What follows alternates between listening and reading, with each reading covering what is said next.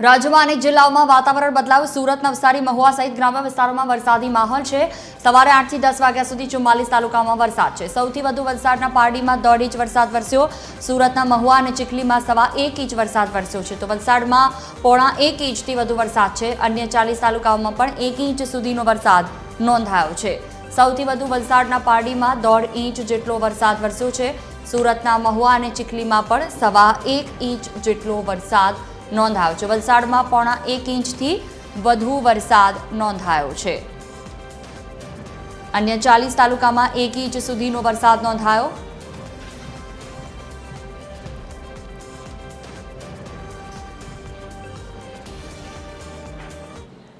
નવસારીમાં થોડા દિવસના વિરામ બાદ મેઘરાજાએ ફરી ધમડાટી બોલાવતા છેલ્લા 10 કલાકમાં 5 ઇંચથી વધુ વરસાદ થયો છે। જલાલપુર તાલુકાના 6 ઇંચથી વધુ વરસાદ પડી ગયો। સાર્વત્રિક વરસાદને કારણે જનજીવન પ્રભાવિત થયું। એસટી ડેપો અને સબજલ પાસે મુખ્ય માર્ગ પર ઘૂંટણ સુધીના પાણી ભરાઈ ગયા છે। સોસાયટીઓ, પોલીસ લાઇન અને ડાયમંડ ફેક્ટરીના કર્મચારીઓને પણ હાલ તો ભારે હાલાકી વેઠવી પડી રહી છે। તસવીરો પરથી અનુમાન લગાવી શકાય કે પરિસ્થિતિ કેટલી વણસેલી છે। વિદ્યાર્થીઓના વાહનો પણ સોસાયટી સુધી ન પહોંચતા લોકોને મુશ્કેલીનો સામનો કરવો પડ્યો।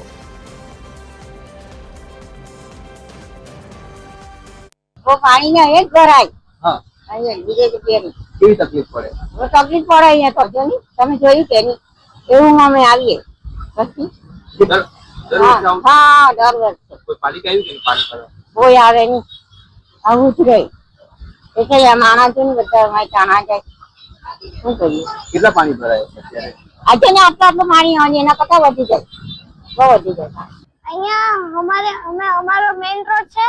અમારી બસ અંદર લેવા પણ નથી આવતી અને બહુ તકલીફ પડે છે। જ્યારે વરસાદ આવે ત્યારે આખા ગોઠણ ભરાઈ જાય। હા, બહુ બધી તકલીફ પડતી અને ફરીને આવવું પડે તો બસ પછી અહીંયા સ્ટોપે આવી જાય। ફરીને પણ બહુ દૂર જાય।